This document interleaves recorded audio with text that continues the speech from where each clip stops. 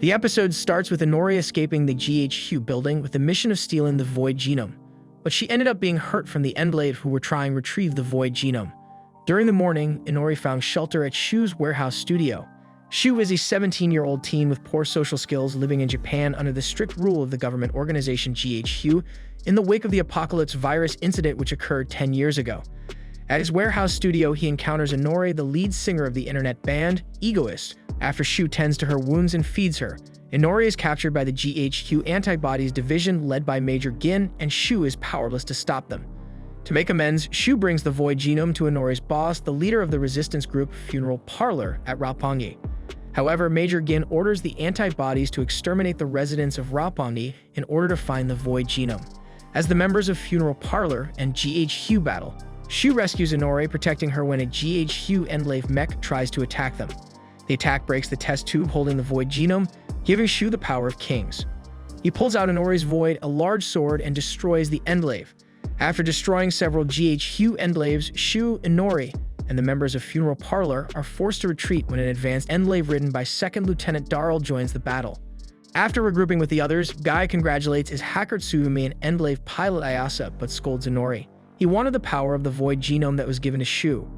Regardless, Guy still wants the power of kings, so he asks Shu for help. Gin holds a group of innocent civilians hostage, and Darrell and several soldiers execute some of them. Gin orders Funeral Parlor to surrender. The members instead trick Darrell into driving his Endlave away from Gin's command center, where Funeral Parlor has a standoff against Gin's remaining men. Using the standoff as a diversion, Shu goes to the truck that holds Darrell's cockpit and pulls out Darrell's Void, a weapon called Kaleidoscope. When Gin fires his laser weapons at Guy, Shu uses Kaleidoscope to shield Guy and deflect the lasers back at Gin and his men, killing them. Despite seeing the atrocities the GHQ performs and what Funeral Parlor is fighting for, Shu declines to join them as he feels he is no hero. The next day, to his surprise, Inori has transferred to his school. Shu is shocked that Inori has not only transferred to his school, but is living in his home as well. Guy explains that he sent Inori to protect Shu because a student at his school is secretly a drug dealer nicknamed Sugar who saw him during Funeral Parlor's battle with the GHQ at Roppongi. He also confirms Shu's suspicions that Guy can see other people's voids. Because Guy recognized Sugar's void as a pair of large shears but could not see his identity otherwise, Shu has to confront his fellow classmates one by one and take out their voids to check for the shears. After several failures and an escape from the wrath of Class Representative Kanon, Shu figures out that Sugar is actually his friend Yahiro. His identity exposed, Yahiro angrily shows his true self before Shu subdues him by pulling out his void. Inori tries to kill Yahiro, but Shu stops her because Yahiro is still his friend. He and Yahiro resolve their difference and agree not to reveal each other's secrets. The next day, Yahiro betrays Shu by selling him out to Major Makoto of the GHQ. Shu is arrested by the GHQ, much to his classmates' shock and worry.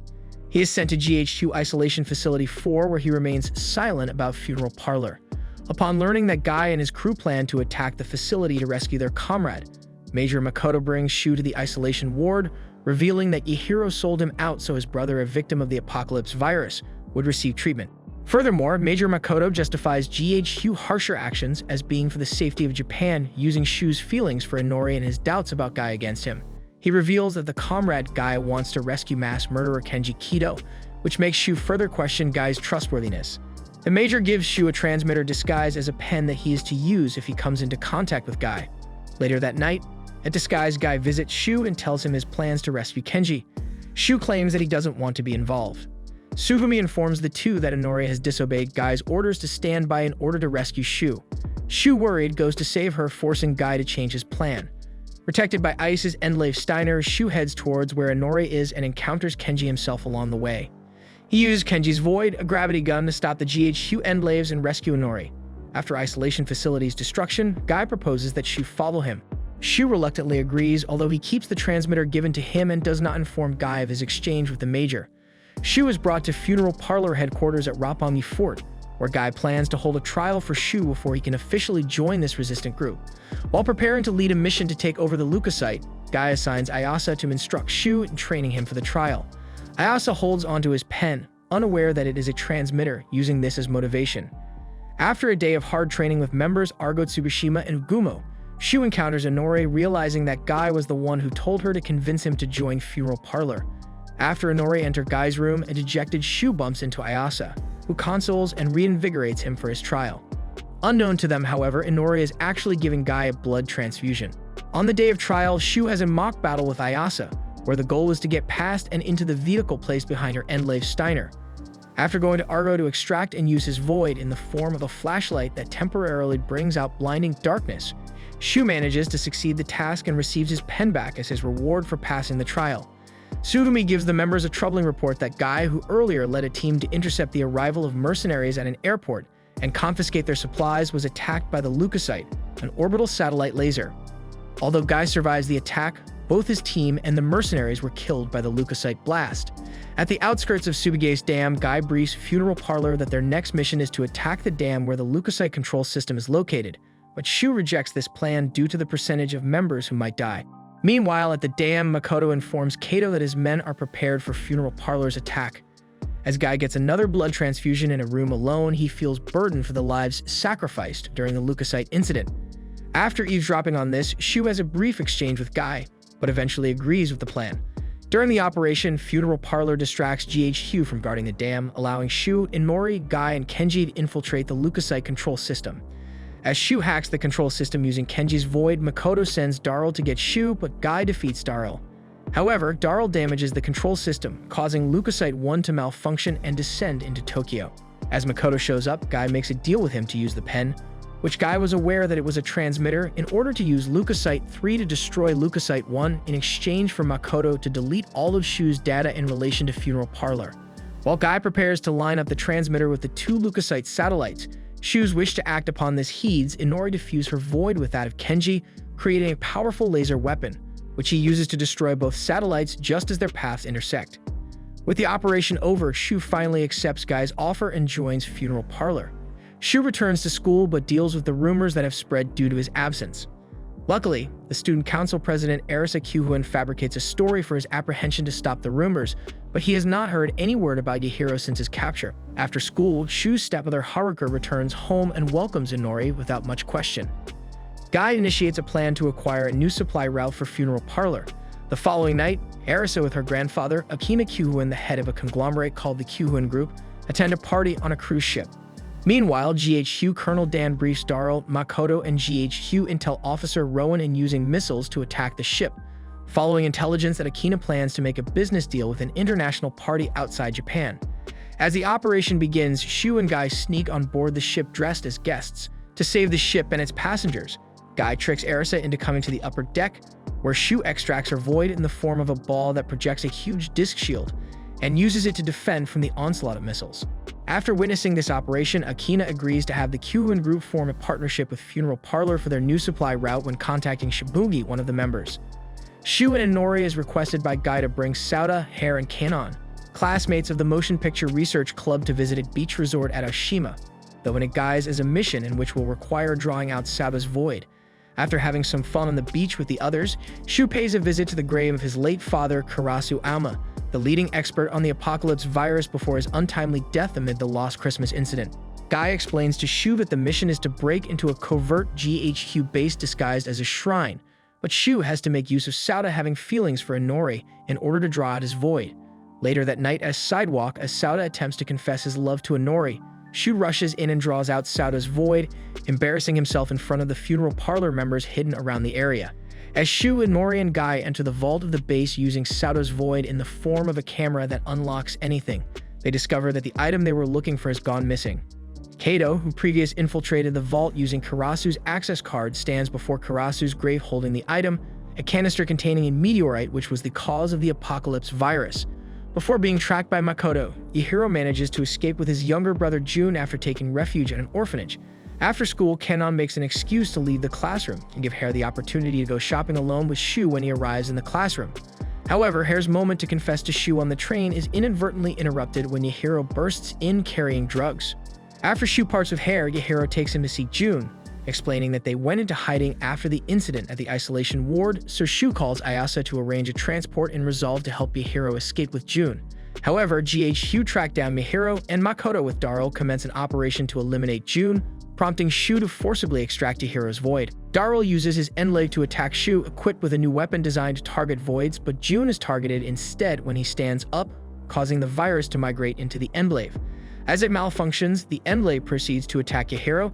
As Shu stabs it with Yahiro's void, he enters Jun's memories of the events before and during the Lost Christmas incident with Yahiro. Jun saying that the virus enabled him to see voids and the darkness of people's hearts, including that of Yahiro. He begs Shu to use Yahiro's void to sever his life thread while he still has fond memories of Yahiro, which Shu reluctantly does in order to save Yahiro's life. As Yahiro awakens, he is horrified when Shu admits to having killed Jun. Shu's recurring traumatic hallucinations cost Funeral Parlor a mission to stop a convoy. Due to these panic attacks, Guy and Ayase tell Shu not to be involved with Funeral Parlor anymore.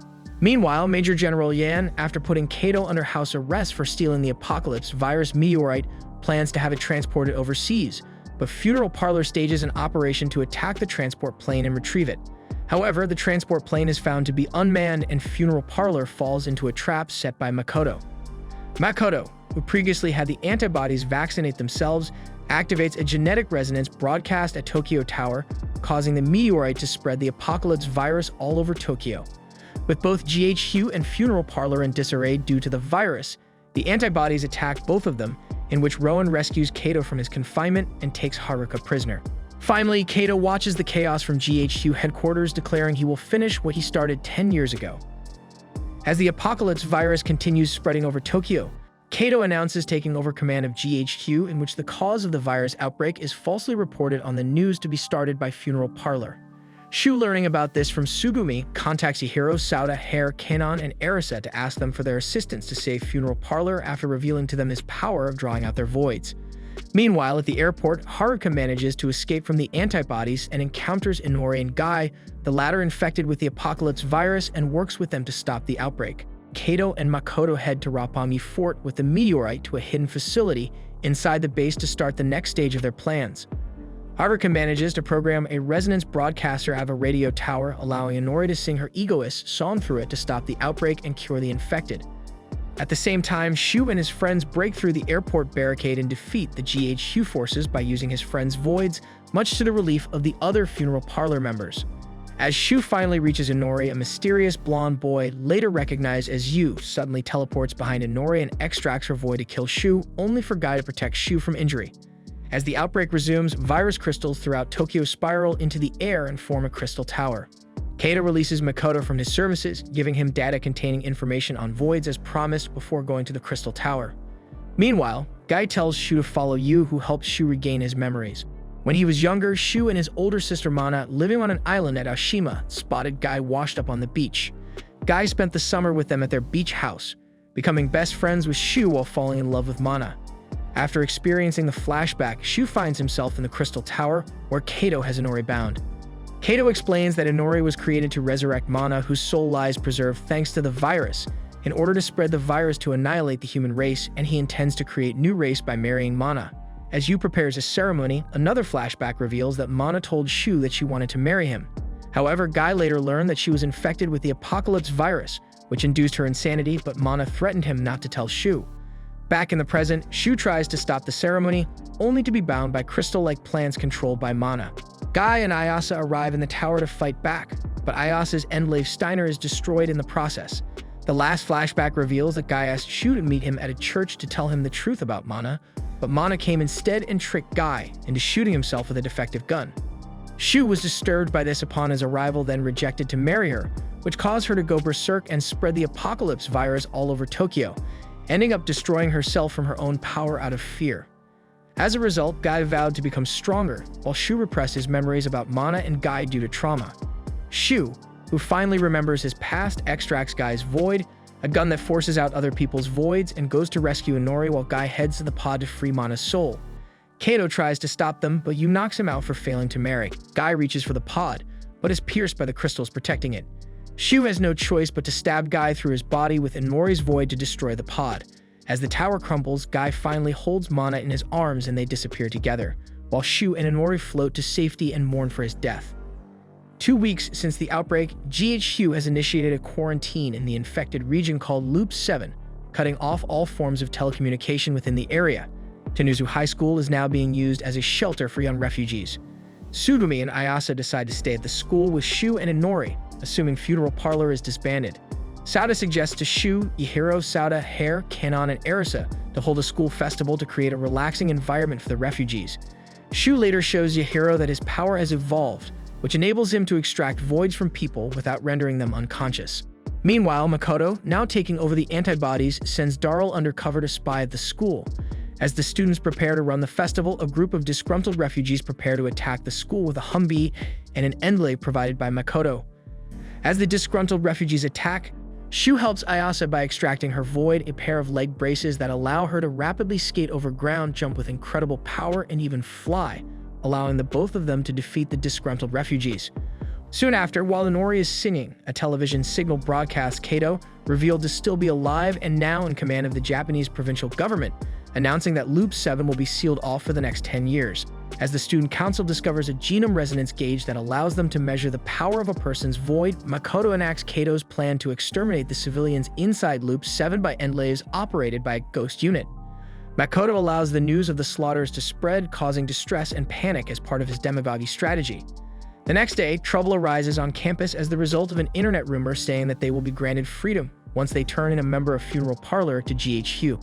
When Arisa attempts to restore order to the panicking student body, Hirohide and Takayami accuse Sugumi and Ayase of being members of Funeral Parlor. However, Shu arrives and reveals his affiliation with Funeral Parlor to stop them from harming Sugumi and Ayase and prove that the rumor is false using Sugumi's void, a wand that can create holographic projections of people. The doubles of Shu, Sugumi, Ayase, and Takayami are created and sent to the barricade, only to be shot down by Darl and the antibodies. Shu advises them not to trust GHQ to survive together. Yahiro convinces the students to elect Shu as their new student council president. Yahiro then gives Shu a list containing the power of each student's void as ascertained by the genome resonance gauge, suggests they prioritize those with powerful voids. To make matters worse, the blockade gradually draws closer and the supply of vaccines starts running low. Yahiro and Arisa give Shu a list of the students in prioritization of vaccination, though Shu is opposed to this idea. Shu later learns that Sauda and the weaker students left the school to look for the supply of vaccines instead of training, and he rushes to help them with his friends.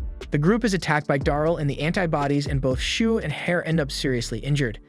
Hare uses her void to heal Shu first, but it is broken by a helicopter shot before she is able to heal her own wounds. Shu wakes up just to find her lying dead beside him, horrified when the virus crystallizes and destroys her body when he takes her into his arms. And enraged, Shu draws Inori's void by force and destroys the antibodies with ease. Blaming Sauda for Hare's death, Shu vents his rage by beating him and declares that he will implement the ranking system and become a ruthless king, something Hare did not want him to become. Argo is airdropped into Loop 7 as part of his mission to rescue Arisa for Akina, who plans to negotiate a peace treaty with the head of a conglomerate called the Menghua Group in exchange for arranging a marriage with Arisa. However, two female students named Ritsu Takarada and Miyubai Harakawa recognize Argo as a member of Funeral Parlor and take him to see Shu, but Argo is shocked to see how much Shu has changed. While the high-ranked students are a part of his secret service to enforce his rule and maintain order, the low-ranked students are forced to repair an abandoned battleship in exchange for being vaccinated. Argo, refusing to swear loyalty to Shu, is locked up in a jail cell, where Tsugumi explains to Argo that the students accept Shu as their leader without challenge, in desperate need of survival. Argo later escapes from his jail cell to find Arisa. Shu sends Inori, Yahiro, and the Secret Service to search for Argo, eventually finding him in the school stadium to confront him. This is interrupted when steel beams fall overhead and Shu tries to push a female student of the Secret Service to safety, but her void is destroyed, causing her to be infected with and killed by the virus. Argo tries to bring Shu back to his senses, but Shu forcefully pulls out Argo's void, pondering on whether he should destroy it. Arisa, who witnessed everything, tries to warn everyone of the truth about voids using the broadcast room, but she is stopped by Inori, who gives a maniacal glee before attacking her. Arisa, traumatized after being attacked by Inori, is contacted by an unknown individual who convinces her to turn the students against Shu. Arisa seduces Hirohide and convinces him to have Takayami secretly spread the resentful rumor to the students regarding their impending deaths from the potential destruction of their voids, something Shu neglected to mention. The hero, after speaking with Arisa, goes to tell Shu that Inori should be punished for being the one who attacked Arisa. However, Shu views Yahiro as a hypocrite and exiles him from the Secret Service.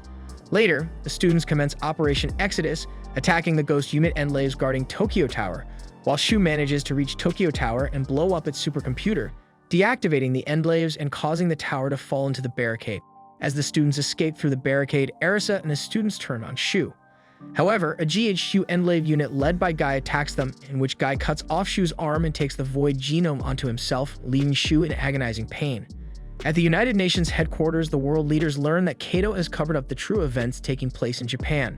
A United Nations stealth bomber attempts to bomb the students, but Guy extracts voids from Hirohide, Takeami, and Ritsu as sacrifices to destroy the plane.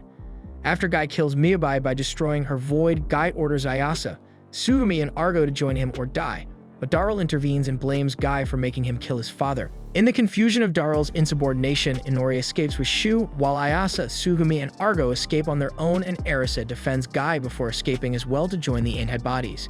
The United Nations naval fleet sent to destroy Japan are obliterated by a Leukocyte blast operated by Kenji, where Guy tells the United Nations to not interfere in their operations or he will activate the 256 Leukocyte satellites orbiting Earth. 3 days after this announcement went worldwide, Akina and his secretary Kirachi believe that GHQ is now being controlled by the secret organization named DAF, whose former goal was to get Shu's void genome, but is now trying to capture Inori. When the antibodies locate Shu and Inori, Akina and the Q-Win group ambush the antibodies. When Arisa is attacked by Akina, who is disappointed in her for dishonoring their family name, she shoots him down in self-defense. Inori is slowly losing herself to Mana, who is trying to take over her body and mockingly calls Inori a monster, but Inori pushes this aside. Inori comforts a depressed Shu that he should stop blaming himself as she will always be there for him no matter what. In order to protect him from the antibodies, Inori plans to be a distraction for him against Guy. However, when Shu objects to this, she knocks him out and kisses him goodbye. She faces off Eris's Enlay battalion while admitting that she is a monster, but she views herself as unique since Shu loves her for who she is.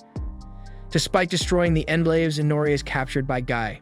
Shu wakes up learning of Inori's capture and is in resolve to save her.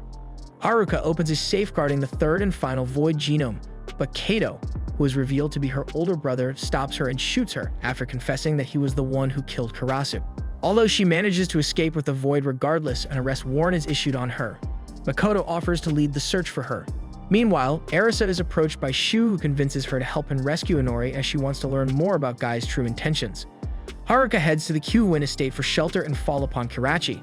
However, Makoto tracks Haruka down and raids the place, forcing Ugumo to stay behind to ensure his companions escape at the cost of his life. Reunited with Ayase and Tsugumi at another funeral parlor hideout, Argo informs them about Gumo's death. As Haruka explains to Ayase that the void genome might reject one's body if injected, Makoto attacks their hideout. Shu finds out his friends are in danger and leaves Arisa to help them. Ayase convinces Haruka to inject the void genome into her, but Makoto prevents that from happening. Both Makoto and Ayase fight for the vial until it rolls over to Shu. Haruka urges him not to use the vial, but he thanks her for her concern and injects the void genome into his body. Shu reveals his own void, a crystallized arm that replaces his lost one and has the power to gather the strengths and weaknesses of other people's voids.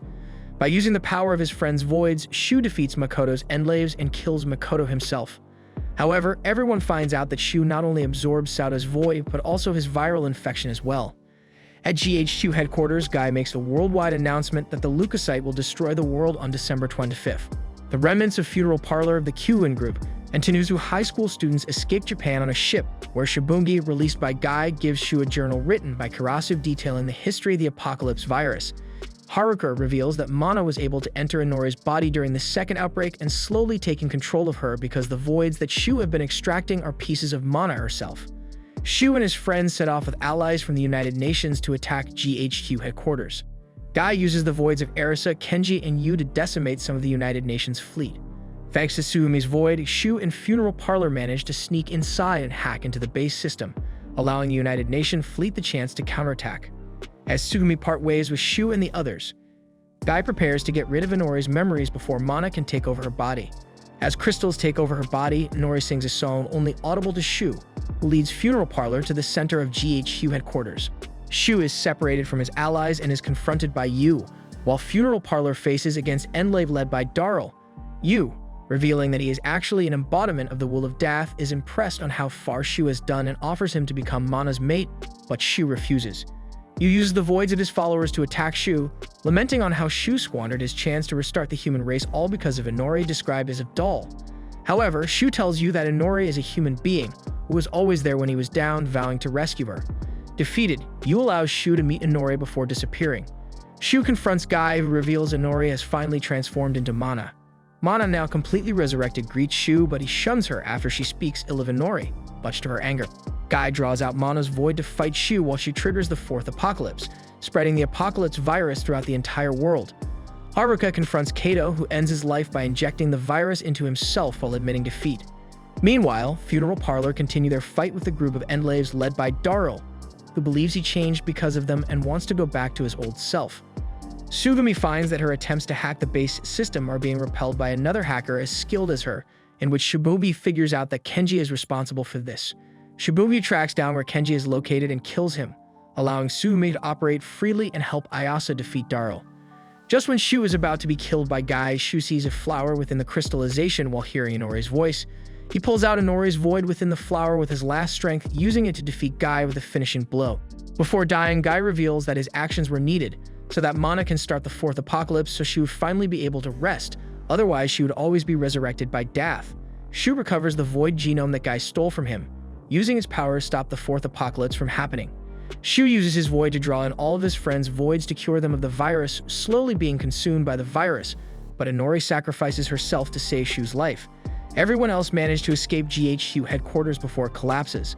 Some years later, Tokyo is finally rebuilt and Shu, now visually impaired with a mechanical prosthetic right arm, celebrates Hare's birthday with his friends. Shu later sits on a bench beside a lake to hear one of Inori's songs while reminiscing about his days with her. The end. If you enjoyed this video, be sure to like, share, and subscribe for more.